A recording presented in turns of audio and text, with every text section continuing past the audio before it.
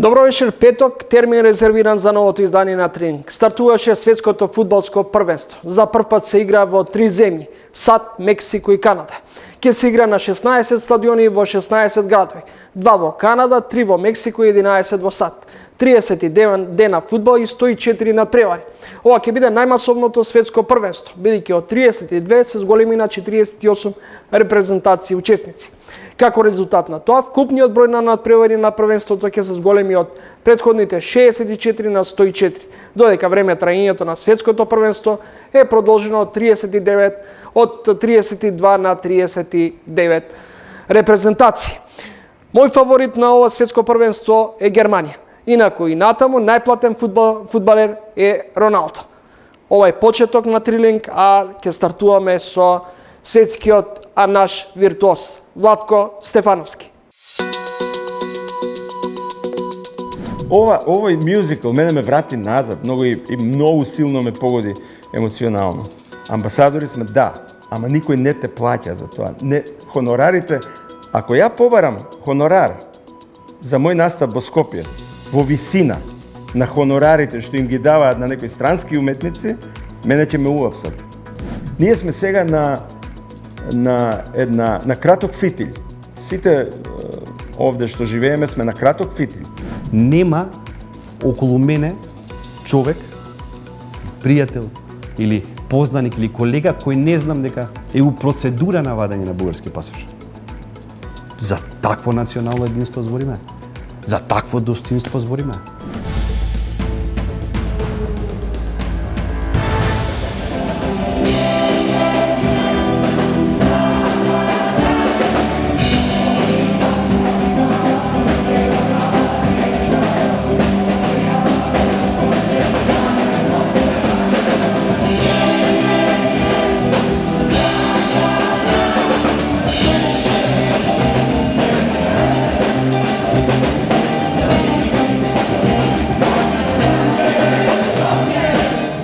Секојдневно можевме да ги слушаме неговите хитови. Виртуоз, наш, а светски. Владко Стефановски, гостин во ова издание на Тренинг. Као Какао, мюзикл, кој остави печат, веројатно не само на годината, туку веројатно и на деценијата. Имав можност да го гледам.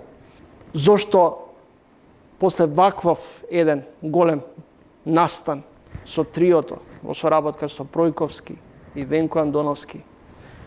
Што е нов предизвик за Владко?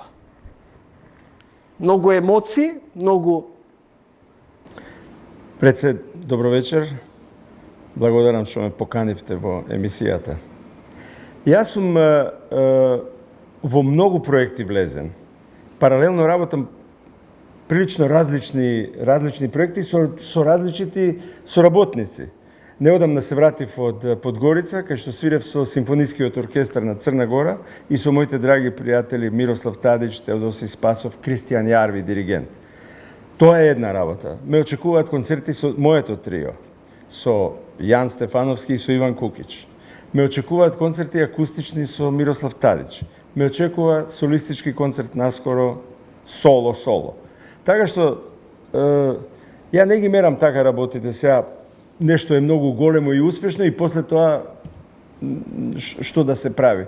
Паралелно работам, ова е само еден сайд проект, како да кажам. Јас тука најмалку учествував во реализацијата на Као Какао. Као Какао, носталгија кон старото Скопје и она што денес не се случува? Може да го препознаете старото и ова денеска? Мене ме удри многу силен бран на носталгија, затоа што некако прво ретроспектива на моите песни, низ периодите низ кои сум поминувал. Второ, има една фина жичка на мојата генерација која растеше во 70-тите години. Многу убаво раскажани некои детали од школа, од дома, од улица, од заљубување, од љубување, првите симпатии и така натаму. Значи, драмата е направена, Венко Андоновски мајсторски дејствието го умрежи во мојата музика, низ мои песни. Така што секоја сцена е оправдано напишана и во секоја сцена е оправдано отпеана некоја песна. Така да едно прекрасно вмрежување и на време, и на колективната меморија, на луѓето што ги памтат тие песни, а бога ми и јас можев символично да препознам и изградбата на после земјотресно Скопје. Така почна представата. Кога се градеа населбите во кои живееме, населбите Тафталиџе и сите други населби во Скопје, беа изградени како неопходност после таа огромна катастрофа што му се случи на Скопје. Пред 60 години прв пат влезе гитарата на тогашна Мексичка улица во наше Тафталиџе. Колку што можев да забележам, првата гитара е веќе реставрирана и е во употреба. Колку гитари поседува Владко Стефановски? Па сега околу 50-тина. Инаку таа гитара е во пристојна кондиција. Не можем да кажам дека се можем на концерт да излезам со неа, ама е во пристојна кондиција. Мајка и татко актери, братот академик Горан Стефановски. Постоеше ли некаков ривалитет меѓу Владко и Горан? Па ние не трчавме во исти патеки, да кажам, во атлетика. Тој се занимаваше со театар, јас со музика, значи никаков ривалитет. Еден со друг се надополнувавме. Ја прв му ги пуштав моите песни негови, а тој прв ми ги читаше неговите драми. Инаку би сакал да ги спомнам и моите родители кои се одамна отидени, Нада и Мирко Стефановски, кои беа многу значајни, многу честни, многу талентирани и образовани луѓе. Нека не звучи нескромно, ама мојата куќна библиотека брои околу 2500 книги. Не ја рачунам на Горан библиотеката. Околу 2500 книги. Тоа е едно наследство кое сакал неќел ти влијаело. Сакаш читај, сакаш не читај, сакаш разгледај ги насловите, па продолжи понатаму. Гитарата е само еден символ на целото мое растење. Ја не се занимавав само со гитара. Ја по улици низ населбата играв баскет, играв фудбал, тренирав одбојка, се занимавав со сето тоа со кој генерацијата моја се занимаваше. Стрит баскет беше многу популарна работа. Сите игравме стрит баскет. Некои завршија и во работнички да играат, како мојот драг пријател и од генерацијата Гешовски, Стеван. Така што овој мюзикл мене ме врати назад, многу и многу силно ме погоди емоционално. Многу.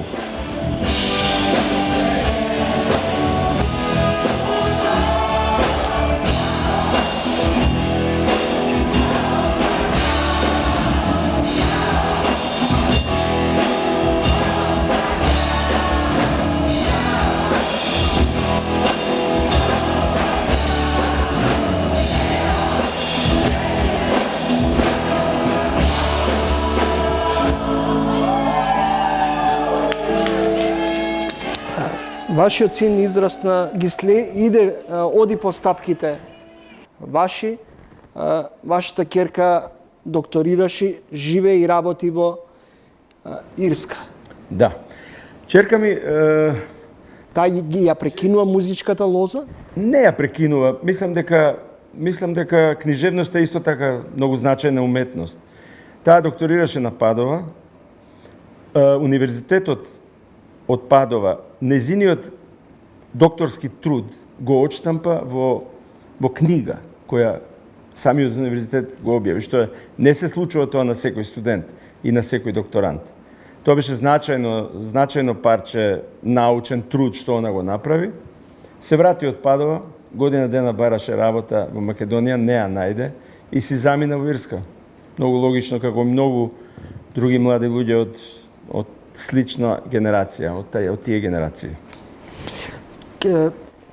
Јан е бумјар кој се повеќе остава впечаток дека дури полека ве надминува. Јан има подобар слух од мене. Ја тоа постојано му го зборам. Јан е многу музикален. Он има апсолутен слух. Он може да ти погоди нота С, нота Г, може да ти погоди нота F. Ако нешто криво отсвириш, ќе те опомене.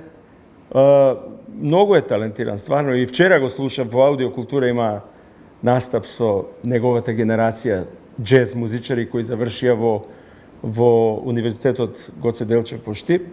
И бе прекрасно свира. Така што, нека жив и здрав, така треба да биде. Секоја нова генерација мора да ја надмине претходната. Барем во било што. Тоа е природен, еволутивен процес. Мислам, таман работа нашите дедовци да биле по-успешни или по-талентирани од нас. Може би биле некои.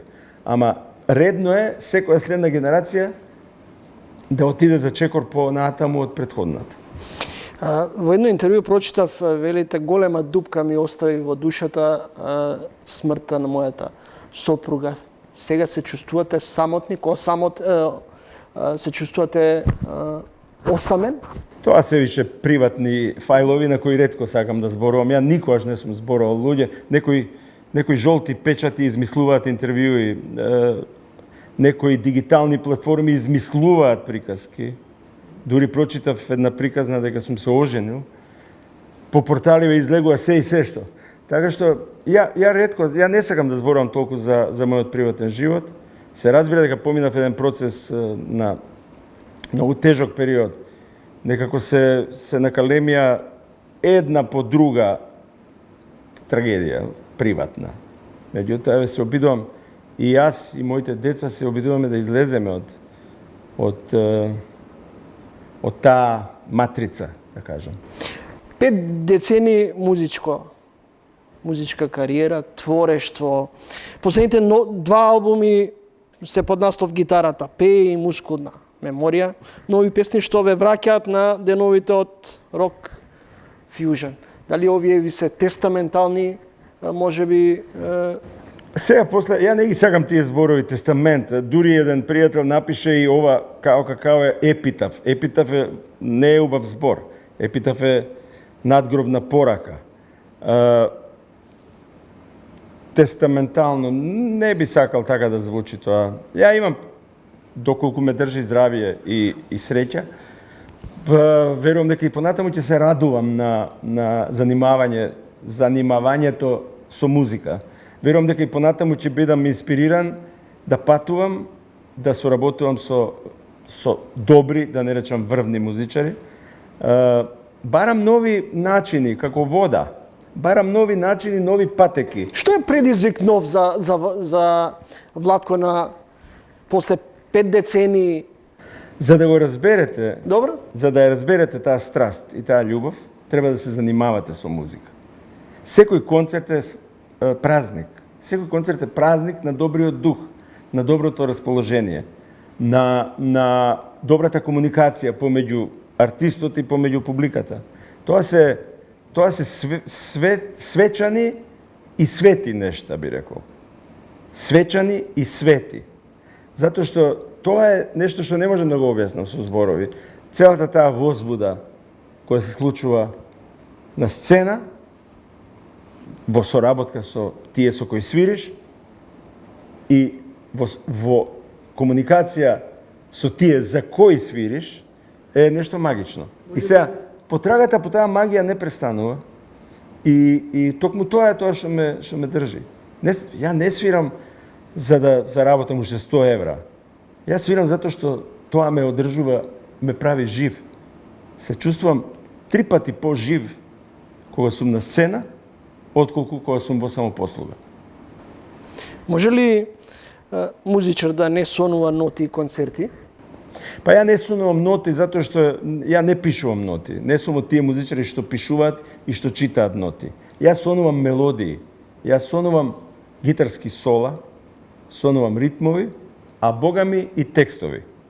Затоа што некои текстови ми доаѓаат точно во онаа фаза помеѓу јаве и сон, кога ќе се задлабочиш пред да заспиеш, се јавуваат некои идеи кои треба да ги запишеш и некој ќе ти биде криво. Почнавте со Лепи сол. Дали денеска Владко е во исто време освен гитарист и едукатор на младите. Говорам еве и на вашиот син, на Кукич кој е дел од триото, на можеби една друга нова група на млади гитаристи. Со сите гитаристи од Македонија сум многу љубезен и многу внимателен. Со дечко Петановски, кој свири во мюзиклот Као, ја бев одушевен од него. И многу сум внимателен со кои зборови и на кој начин им се обраќам. Не сакам никого да омаловажам, да повредам, не дај Боже да навредам, затоа што тие кратки комуникации што ги имам со тие млади луѓе, за мене може би се рутина, ама за нив се нешто значајно. И секогаш се обидувам да поделам комплимент пред да поделам критика. Ако навлеземе подлабоко во комуникација, тогаш можеме да почнеме и да се занимаваме и со критика. Младите гитаристи се феноменални. Многу од нив се побрзи од мене, поспретни, што е природно. Природно е. Сега, во мојот случај има една огромно искуство, кое сум спремен да им го пренесам. Ја не кријам ништо. Нити кријам, нити нешто чувам за себе. Ако до сега не сум успел да го остварам својот сон и да направам таа кариера, ако до сега не сум успел, од сега тешко. Така што немам што да кријам. Се сум спремен да покажам и се сум спремен сум на било која тема да им помогнам. Ако нешто ги интересира, се разбира. Лотко, имам впечаток, може би е мојот погрешен, дека многу по-присутни сте надвор од Македонија, отколку дома со настапи. Тоа не е впечаток, тоа е вистина. Зошто замрзна сте тука? Не, ја тука не, мислам во Скопје. Не се пронаоѓате Македонија, тука? Не, ја живеам тука се уште. Македонија е мала. Ако останеш, ќе можеш да свириш неколку концерти во текот на годината, да речеме Скопје, Битола, Охрид, Штип, Струмица, Прилеп и после пак ќе ги вртиш истите кругови. Пазарот е мал. Мал број луѓе купуваат плочи, мал бројани се на прсти, ги знаеме сите. Одам често во аудиокултура, сите аудиофили и дискофили доаѓаат тамо и бараат одредени плочи.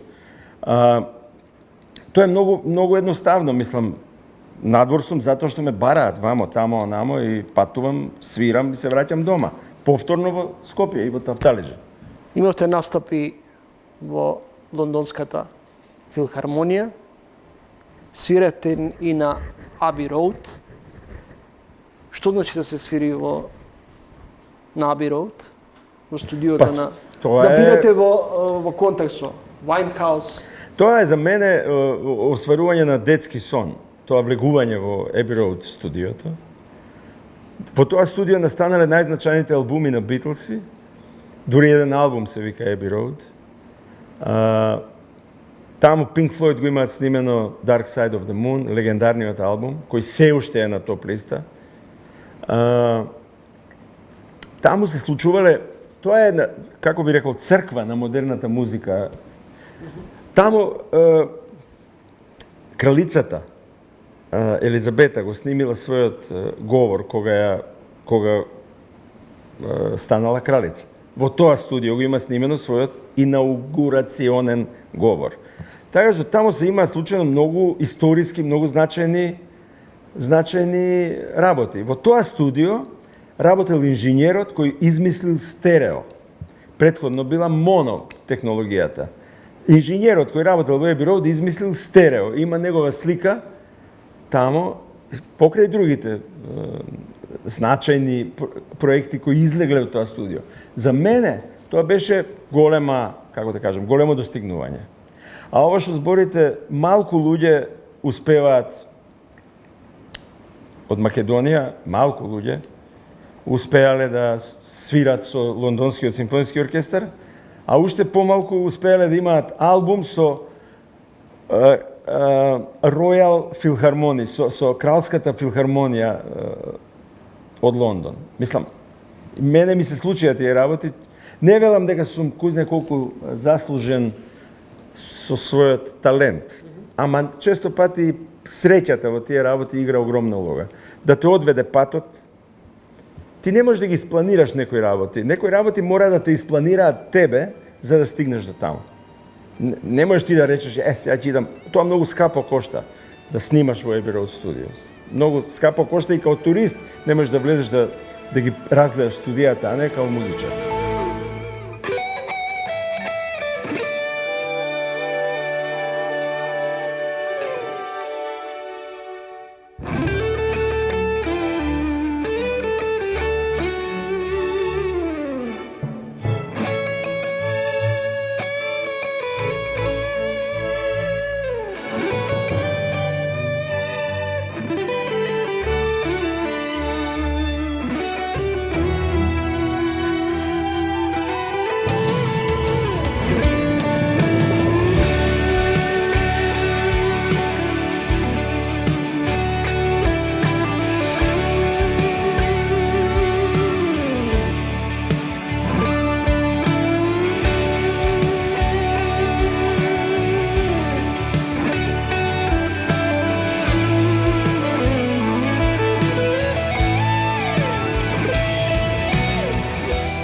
Соработка со сите од земјите од регионот. Што значи, како успевате да се синхронизирате во тој дел? Па тешко се синхронизираме, пошто секој од нас има своји датуми и многу тешко се наоѓаме заедно, затоа што сите се на некој начин распродадени, со разни проекти. Ама, како да ви кажам, Со Тадич, со Джибони. Јас сум, барем се сметам за оние што градат мостови. За мене градење на културни мостови е клучна работа. И размена на култури е клучна работа. Да соработуваш со луѓе од други култури, од други средини, исто така е еден голем предизвик и еден голем благослов. Затоа што јас ќе научам нешто од нив, тие ќе научат нешто од мене. Јас со големо задоволство сум ја расеал македонската музика низ цел свет. Како сакате сватете во тоа. Јас сум ја расеал. Ви се заблагодариле? Јас ги имам добиено сите значајни награди државни, така да не можам да се жалам. Имам добиено награда 11 октомври. Имам добиено 2 почесни доктората, едниот од универзитетот. Знаеме ли да ги цениме македонските уметници? Па не доволно. Зошто? Затоа не знаеме да ги препознаеме? Знаете што се работи? Многу е мал буџетот за култура. Не знам дали знаете колку е буџетот за култура во Македонија. Символична е, процентот е символичен. Без сериозно посветување финансиско, не само тапшање по рама, многу сте добри, вие сте амбасадори на Македонија. Фала многу. Амбасадори сме, да, ама никој не те плаќа за тоа. Хонорарите, ако ја побарам хонорар за мој настап во Скопје, во висина на хонорарите што им ги даваат на некои странски уметници, мене ќе ме уапсат. Ако побарам 100.000 евра за настап, што ќе речат овој попуштил со здравје? Така? А лесно одлеваат пари на разноразни артисти од регионот и од пошироко. Владко, што е предизвик за вас на овие години нов? Здравје, драги мои. На овие години е предизвик здравје. Ништо друго. Да останеш физички, ментално, емоционално, горе-доле нормален. Тоа е најголемиот предизвик во овие години. Како ги полните батериите? Кога не свирите? Па го шетам куќето низ мало. Често се среќаваме во мало. Открив една дисциплина што се вика готвење и која многу ми се, како да кажам, ме возбудува. Кога готвам, се возбудувам и адреналинот ми расте. Открив некако многу голема убавина. Мислам дека готвењето е уметност и дека готвачите, овие големите шефови, мислам дека се прави уметници. Затоа што да направиш вкусна храна и да ја сервираш како што треба, тоа е уметност, стварно. Прочитав едно поодамнешно ваше интервју кај што велат многу често моите деца ме критикуваат дека живеам во хаос. Па имам ја околу себе еден лирски неред, би го нарекол. лирски неред. Не е толку епски неред. Малку, сакам да ги гледам работите што ги користам, да ми се пред очи. Не сакам да ги бутам по фиоки. Зборам за наочари, телефон, капки за очи, некои креми, масти за лице, за раце. Сакам да ми се пред очи. И сето тоа прави еден лаган хаос. А иначе влегувам ја по пријатели во други куќи и гледам дека се во совршен ред живеат некои луѓе. Ја не сум еден од тие, морам да признам. Немам толку време да се посветам на средување на домот, на градината и така натаму. Иако верувам дека и домот и градината заслужуваат поголемо внимание. Скопје денес и Скопје во минатото? Драги мој, Скопје беше многу пристојно место за живење пред 30 на години и повеќе, 35-40 години. Ако брутално го урбанизирате еден град, тој ќе изгуби својата душа. Скопје требаше да се шири, ако да бев урбанист, као што не сум, Скопје требаше да се шири према Злокуќани, Бардовци и натаму. Према Соње, Говрлево и натаму. Не да се шири, односно на Скопје му се случува не експлозија, имплозија. Скопје гради една зграда врз друга. И тоа не може. Мислам, секоја фамилија има по 2 аута. Овие станчиња низ Тафталиџе, секоја барака се претвори во зградичка од по 4 до 8 станови, кај што има 8 до 16 аута. Така да не ме прашувај за старо Скопје. Јас сум носталгичен. Јас го памтам и земјотресот и поплавата. Памтам некои, како да кажем, паметам и катастрофи, ама паметам и солидарност. Паметам кога се расчистуваа урнатините од земјотресот, луѓе додаваа цигла, рака во рака, цигла по цигла, по цигла, по цигла, да го расчистат теренот. Тоа не сум го видел одамна. Тоа е рачно расчистување на шут. Ама тоа е знак на солидарност и знак на колективен дух. Дали денеска се изгуби солидарноста, емпатијата, меѓусебната поддршка? За жал се губи. Ама ние мораме, секој од нас мора да работи на случајот да биде за нијанса подобар и како да кажам, похуман човек. Барем она малку што можеме да го направиме, барем секој помалку и да го свртиме зупчаникот. Ние сме сега на краток фитилј. Сите овде што живееме сме на краток фитилј. Ние сме спремни за борба. Постојано сме во низок старт. Едва чека некој да на семафор да не тргнеш за 1 милисекунда, веќе ти трубат позади. А свирење со ауто е непристојно. Тоа луѓе не го знаат. Некој треба да им каже. Свирење со ауто на свирка е во краен случај, ако стварно некој пешак претрча па да му свирнеш. Инаку, јас сакам да поставам едно прашање околу ова. Ние сега во последно време сме изложени само на казнување. Ние не сме изложени на наградување. Еве да речеме, ако не направам прекршок година дена, ќе ме части ли МВР нешто? Ќе ми купат ли едно црно чоколадо? Или само ќе ме кажњаваат? Тоа. Казни од сите страни. Казнување. Сега за цигари, окей, ја не сум пушач, ама сум возач. Казни, опомени, камери. Тоа што властите имаат можност да не контролираат, не значи дека треба тоа право и да го искористат. Читам ја книги на овие теми. Тоа што власта има орудија да не контролира, не значи дека треба да не контролира.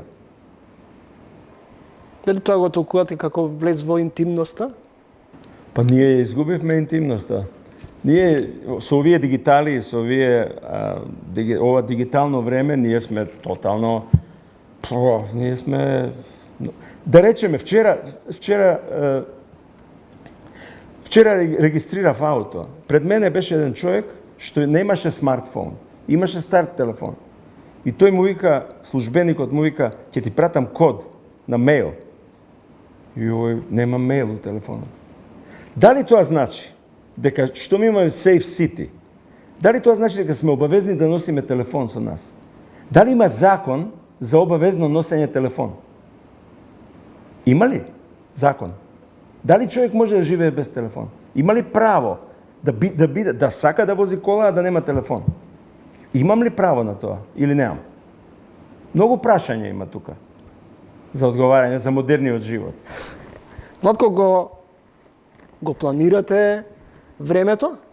Дали го планирам? Да, од денеска или во ова студио беше Владо Јаневски пред неколку месеци вели јас живеам од денес за утре.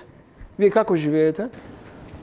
Има една поговорка која вика луѓето планираат, а Господ им се смее. Така што ја не сакам многу однапред да планирам ништо. Јас ги знам кој ми е првиот концерт, знам кој ми е првата обврска.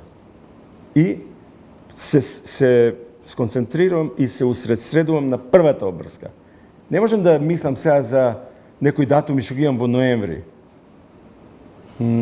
Прво на лекарски преглед, после закажувај датуми за 2027. Благодарам за издвоеното време и за гостувањето и ви посакувам успешни концерти во година. Благодарам, голем поздрав. Долго се договаравме за овој интервју, ама еве го направивме. Благодарам, ми беше задоволство и чест. Фала. Владко Стефановски, гостин во ово издание на Тренинг.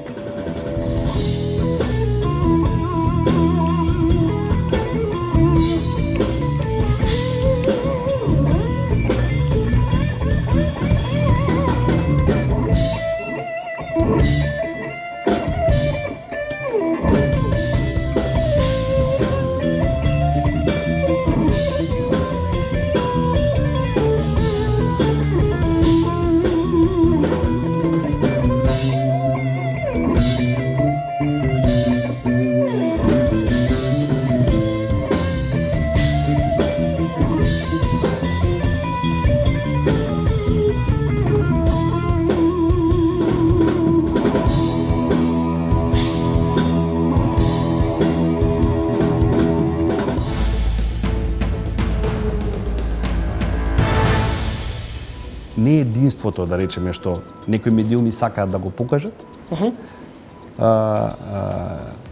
Ние го презентираме јавно. Дали е тоа конгрес, дали се тоа координации, пратеничката група секогаш е координирана и во партијата внатре, има координации чести. Значи, буквално, ако имаме несогласување или неприфаќање на некои тези или дискусија за некои тези и за некои ставови, тоа се прави внатре партиски.